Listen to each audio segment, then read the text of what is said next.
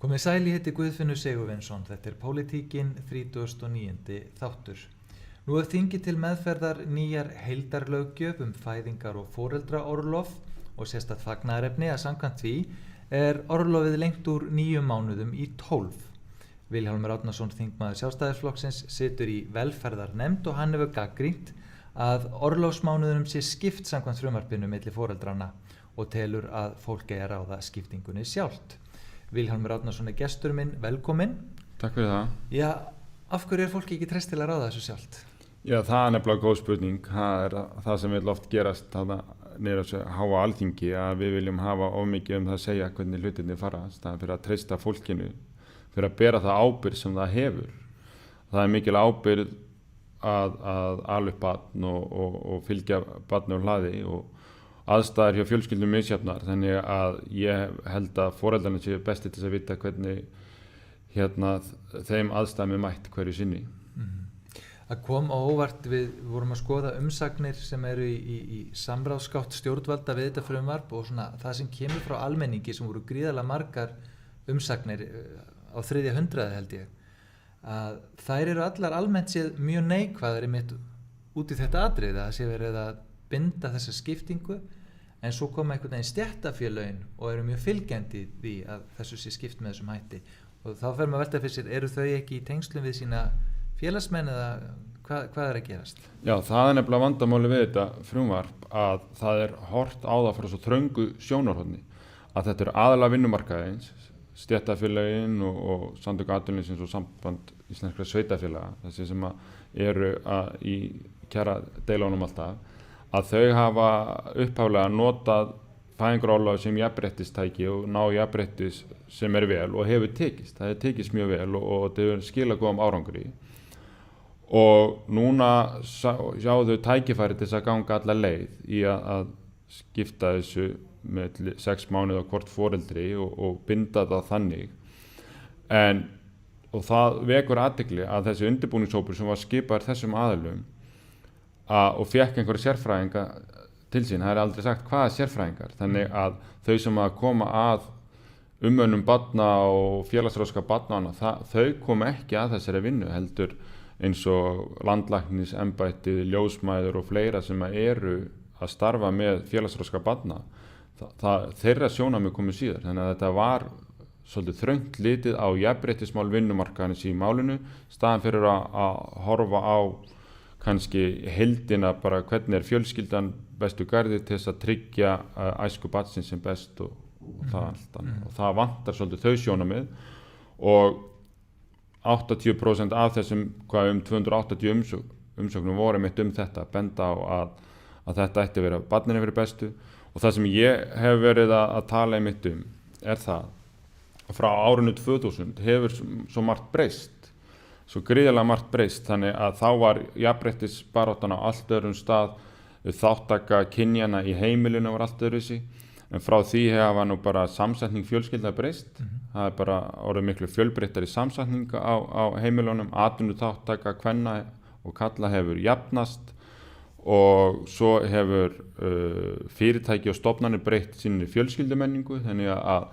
nú verið að stytta vinnutíman og annað, þannig að fólk hefur miklu meira svigrúm til að sinna sínu barni og sínu fjölskyldu samhliða vinnu, þannig að þá hefur kannski það að vera akkurat í fæðingarorlofi ekki alveg sama gildi og svona sveigjanlegri vinnutími og svona fjarvinnan í COVID. Meira sér á vinnustöðum sem ég hef verið á, þá allavega svona 2 sem ég man nú eftir, þá var nú meira sér búið að gera leikhorn og gera ráð fyrir því að börnin kæmu í skemmri eða lengri tíma í vinnuna til dæmis og starfsstöðum, þannig að vinnustæðir eru mjög meðvitaðar þarfir fjölskyldufólks. Akkurat, já. Þannig að ég vil segja að það er tvennt í þessu. Þarfir fjölskyldufólks orðnar fleiri og flóknari og því kalla það á meira svigrúm,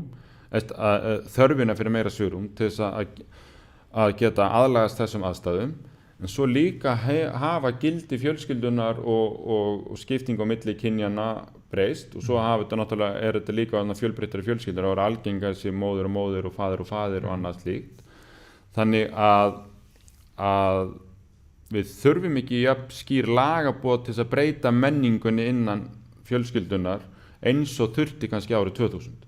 Þannig að það þarf að mæta þörfunum og við þurfum ekki strangt til gildið og svo þá bara hægt að benda á það að með því að hafa þetta sem frjálsast, það besta mælingin sem við fáum á hvar erum við stödd í jafnrétti kynjanna og annað slíkt í dag. Nákvæmlega, sem þetta mjög sterkur punktur vegna þess að foreldrar í dag, þetta fólk sem fætt ekki bara eftir 80, jafnvel eftir 90, þetta krakkar sem eru aldir upp sterka jafnréttispólitík í öllu tilliti og allt aðra umræðu í samfélaginu hvað það varðar heldur en var bara jafnvel þegar við vorum ungir og jafnvel og tala ekki enn fyrr þannig að það væri líka mjög áhugavert að sjá ef að fólki gefið þetta frjálst hver þróunin yrði. Akkurat. Því að ef að þessi kynslóð breytir því ekki lífrænt og er á bremsunni þá það líka ákveðin skilaboð sem væri mjög áhugavert að fá fram og skoða nánar. Það væri mjög áhugavert. Já. Og að því að það kannski rökin sem maður komið nú með það fram hérna hver rökin hjá þeim sem vilja hafa þessa jöfnu skiptingu 6-6 að þau eru að allar kannanir sína það og þá það að vísa oftast í faðirinn. Ef faðirinn fær 3 mánuði þá nýtir hann 3 mánuði og þannig ef hann myndi fá 6 þá myndi hann segja alltaf herru faðirinn þurrkar þetta upp og mér finnst þau líka við segja konan mun aldrei treysta pappan sem sjá þetta. Það svolítið rökin og segja að þetta eigi að vera sjálfstæðar réttur hvers annars og annars slíkt og það sé barninu fyrir bestu að hafa samvistir sem mest við báða foreldra og að ef að báðir foreldrar er að annast í jafnt upphæfi meiri líkur að því að tengslinn veri jafn út ævina. Þetta eru rökin og þá hef ég bent á við höfum á góðum árangri með núverandi kerfi þar sem að þú hefur 1/3 til skiptana 3 svo náttúrulega komið núna upp og hækka þetta upp í 10 mánuði í 1 ár en þá bendi ég á það að af stað farið til þess að tryggja barninu 12 mánuða umönnun heima á sér. Þannig að sé ekki bara 9 mánuða umönnun heldur 12 mánuða umönnun og þá ekkert víst að faðirinn hefði haft tækifæri til að nýta fyrstu 3 mánuðina eða hitt foreldrið að þá ekkert víst að aðstæður heimilisins leyfi það að nýti 6 mánuði eða 5 mánuði. Þannig að þessi þróun við vitum ekkert hvar hún stoppar og þá erum við fara að bjóða hættunni heim yfir því að við erum búin að lengja fæðingarorlofið í 12 mánuði en barnið fær samt bara áfram 9 mánuði kannski. Og svo annað í þessum jafnréttisvinkli hvað þetta varðar að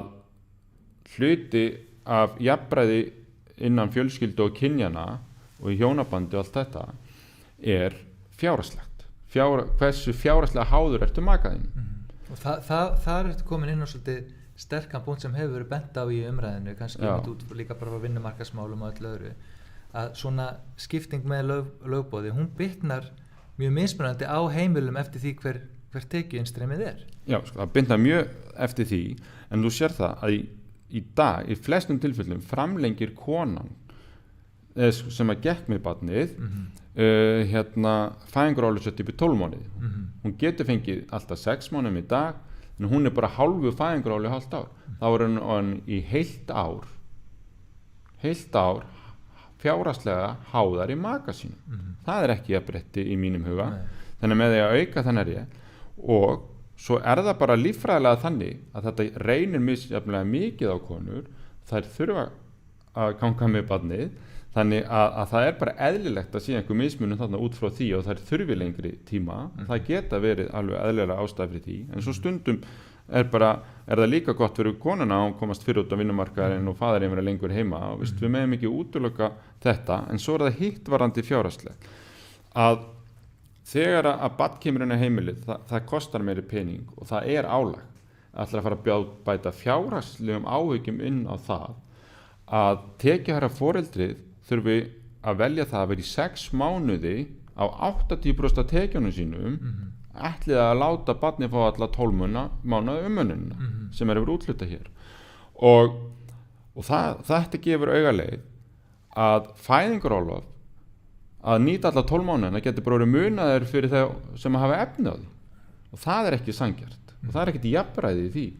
og þannig að þetta kemur verst, þessi strangaskipting kemur verst niður og tekjur lægri fjölskyldunar og það er ekki vel fyrir barnsins fyrir bestu og svo getum við ekki sleppt í að tala mánuðina og skiptinguna að það er mikilvægt ekki bara fyrir barnið að fá svo 12 mánuði.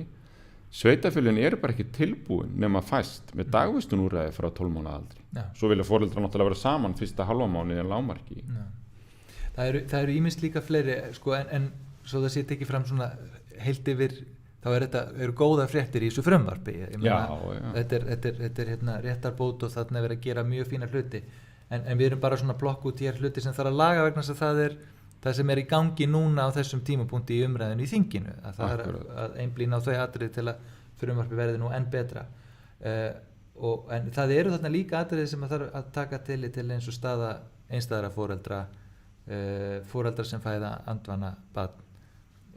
fólk sem býr fjarri fæðingarþjónustu þannig að það er svona þetta kom allt fram í samráðsgáttinni fólk var mjög dögulegt að senda þessar ábendingar það er alveg rétt það er verið að lengja í 12 mánuði sem er vísu komið en þetta snýst skiptinguna og þetta er hvort að einstæðu foreldrar eða þegar aðstæðar þegar hitt foreldri getur ekki sinnt umuninni að það foreldri sem sinnir umuninni fái þá allan réttin þessar 12 mánuði og það er verið að gera hann sjálfstæðari og lengri réttin vegna andvanafæðinga eða á meðgöngu og annað slíkt og svo fósturforeldrar og annað slíkt þannig að það er margt af því góðu og svo líka er verið að taka á því og við þurfum að skoða það aðeins betur líka fyrir þá sem að búa fjarri fæðingastað þannig þurfa kannski að fara töluvert fyrir fæðingu barnsins hvernig tekið að því í þessu það er líka skiptir miklu máli þannig að heilt yfir var komin tíma til að endurskoða þessa löggjöf en ég segi ef við ætlum að ná meira jafnrétti, ef við ætlum að ná betra hafa barnsins og þetta þjóni í tilgangi sem enn betur þá þurfum við áfram að horfa að fjölga mánuðunum en fyrst og fremst þurfum við að hækka lágmarksgreiðslurnar og það þarf að skoða þær og líka hvernig staða námsfólk og annað af því að við þurfum að halda fjölgun mannkyninu á stað, sérstaklega okkar hérna í Íslendingum þannig að ég tel mjög mikilvægt að gera þetta sem þægilegast fyrir fjölskyldur að fá nýjan fjölskyldummiðlum. Gott að sitja á vaktinni, Vili og vera áhvert að fylgjast með framgangi þessa mál sem ég langar aðeins til að taka smá uppeyju en þó í rauninni tengt málefnum barna og fjölskyldna þú hefur nú staðið í ströngu þinginu í öðru það er auðvitað þessi COVID-staða auðvitað sem að verðist vera endalaust þráttur að það svona verðist vera ljós við enda gangana hvað bóluefni var þar en það er auðvitað þetta ástand þessi samskipta fjarlægð og samkomu takmarkanir sem auðvitað er búið að setja þjóðfélagið enn og aftur í mjög erfiða stöðu og auðvitað er svo sem ekki deilt tilgangin en það eru samt til dæmis eins og með nemendur eins og í framhaldsskólum og þetta er viðkvæmur hópur sem má illa við þessu og þú hefur verið að benda mjög mikið núna í þinginu og í opinberu umræðu á mikilvægi staðnáms. Já, staðnám í framhaldsskóla er alveg gríðarlega mikilvægt og í grunnskólanum náttúrulega líka og það er búið mikið á sóttvarnar aðgerðum og heilt yfir held ég okkur bara tekist mjög vel í þeim. Varðandi allar sóttvarnar aðgerðir sem við setjum á fyrirtæki þá getum við mildað þær afleiðingar með viðspyrnustyrkjum, tekjufallstyrkjum, hlutabótaleið og allt það. Við komum náttúrulega, bætum aldrei öllum fyrirtækjum og einstaklingum tjónið en við komum alveg verið til mótsvöðu. En heilsu og líðan framhaldsskólanema og grunnskólanema og unga fólksins er bara miklu erfiðar að mæta. Skólaári kemur ekki aftur og þetta getur verið mjög langvarandi afleiðingar svona. Og því hefur landlæknir talað skýrt það að sé mikilvægt að halda skólanum gangandi, þetta hefur verið stefna sóttvarna yfirleitt allan tíman, það er búið að koma skýrt fram að börn smiti síður, þau eru ekki áhættuhópur og allt það. Þannig að ég hef sagt að ég er ekkert að gagnrýna endilega sóttvarnaraðgerðirnar og hafa þær fjöldatakmarkanir en skólanum verðum við að halda opnum og þar á við framhaldsskólan líka og í síðustu 2 skipti sem að hefur verið slakað á sóttvarnaaðgerðum síðustu 2 reglugerðum hafa fyrsta ásnemendur í framhaldsskóla verið sérstaklega teknir út undan sagt þeir fá rýmri heimildir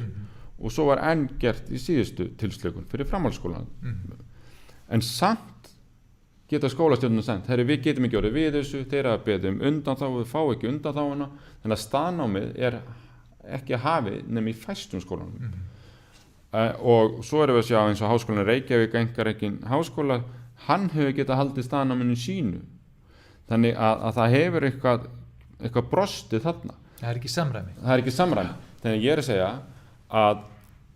það er meira heilbrigðismál að mínum mati að halda staðnáminu gangandi í framhaldsskólanum. Það er meiri áhætta að hafa þá svona lengi einangraða frá hver öðru og mæti ekki í skólan og mér finnst sóttvarnir ég vildi hafa lagt á áherslu en samt er það ekki komið til framkvæmda. Það er það sem ég hef verið að benda á og kalla eftir að það verði þá gefið alveg skýrt að skýra reglum að staðnám eigi að fara fram í framhaldsskólum og þá þurfa reglunni líka að veitast framhaldsskólanum svigrúm frá ströngustu sóttvarnareglum til þess að þau geti framkvæmda, sérstaklega bekkjakerfinu og ein af afsökunum fyrir því að veit ekki undanþágan í FG var það að það þyrfti að vera jafnræði á milli skólana en það er ekkert jafnræði ef sumir nemendur geta mætt í skóla en aðrir ekki þannig að það er nú spurning hvernig þú lítur á það sko. Og félagslega er þetta líka mikilvægt og sko, bara allt utanumhaldið og oft er þetta líka krakkar sem eru sko að fara líka á misvið sitt skipulagða íþróttastarf til viðbótar og þannig að þetta er gríðarlega mikil röskun á þeirra líf og þetta er akkurat hópur sem að bara hefur ekki kannski upp til hópa sjálfsagan til að takast á við þetta. Ég hefði allavega ekki haft það svo mikið víst. Sko félagslífið er bara algjörlega helmingur á móti náminu, sko. Bara jafn mikilvægt félagslífið og þetta félagslífið og að hitta nemendunar og mæti skólan eigu sjálfstraust og svona. Það voru einn heima fari læri einkunnir, jafnvel fellur, þetta er bara sjálfsálitir hrynur og það var allt ómögulegt dimmasta skammdeginu upp og verið langan tíma þetta er bara stórhættulegt ástand og við höfðum nefnilega áhyggjur af brottfalli, sérstaklega ungra drengja og sjálfsvíktíðin ungra drengja fyrir COVID þetta bara getur ekki verið að hjálpa því þess vegna er þetta bráða ástand núna að koma nemendum aftur í staðnum og mér finnst að stjórnvöld bara verði að tryggja það núna að mánaðamótin verði staðnám með hafið sko. Það er ekki eftir neinu að bíða. Við sjáum það nú einhverju leyti hvernig þetta hefur spilast, það er jólaprófin eru framundan þannig að það kemur bráðum einhver niðurstaða sem væntanlega verður einhver vísbending skaðinn af þessu hefur verið. Já, ég held að sjálf það eru komið þess að búið að vera breyta mikið á milli og þá þetta mun taka svolítið langan tíma eins og þú segir, jólaprófin munu hafa áhrif á það hvort að fólki bara treysti sér að halda áfram ekki þeir sem eru útskrifast, hvort sem eru grunnskóla eða framhaldsskóla hvernig verður þeir tilbúin til að takast á við næsta skólastig eða fara út á vinnumarkaðin þó við slepp ekki prófin, það er ekkert víst að þeir fengi þann undirbúning sem það áttu að fá og annað slíkt en svo líka verður svo skrítið þessu að 10. bekkur og grunnskólanum, þeim hefur verið gert að láta 10. bekk mæti skólan en akkur getur á fyrsta ári framhaldsskóla ekki mæti skólan en svo að þetta fólk mátt hittast í íþróttum vissi ekki núna en hér áður fyrir þannig að það er búið að vera margt svona skrítið í þessu og þannig að þetta bara skiptir máli og þó þeir fara að mæti skólan í staðnámið það er með sagt að þurfa að breyta öllu kerfinu sumir nemendur vilja klára í fjarnáminu samt sem áður þó að fá að mæta það maður hefur heyrt það á nemendum þau eru ekkert að spurja jafn mikið á Zoom þau eru ekki alltaf með kveikt á myndavélunum og það vantar sjálfs að verkefni sem tekur klukkutíma vanalega í skólanum er kannski að taka hálfan dag foreldrarnir eru að taka sér sumarfrítis vera heima og hjálpa börnunum sínum að læra það er ekki allir með það bakland og það er endalist þetta að halda áfram þetta er bara þó við séum ekki að slaka almennt á öllum sóttvarnaaðgerðum núna yfir jólin og allt það en þá verðum við að tryggja að þetta gangi það er gríðarlega mikilvægt það er lífsspursmál alveg sammála því og vil benda fólki á sem er að horfa að hlusta á þetta viðtal að þú tókst mjög athyglisvert viðtal við nemendur, framhaldsskólanemendur, háskólanemendur sem er aðgengilegt á þinni síðu Vilhjálmur Árnason á Facebook og hættu skoða upptökuna þar var reglulega gaman að fara yfir öll þessi mál með þér Vilhjálmur Árnason, takk hérlega fyrir komuna. Já, takk fyrir mig.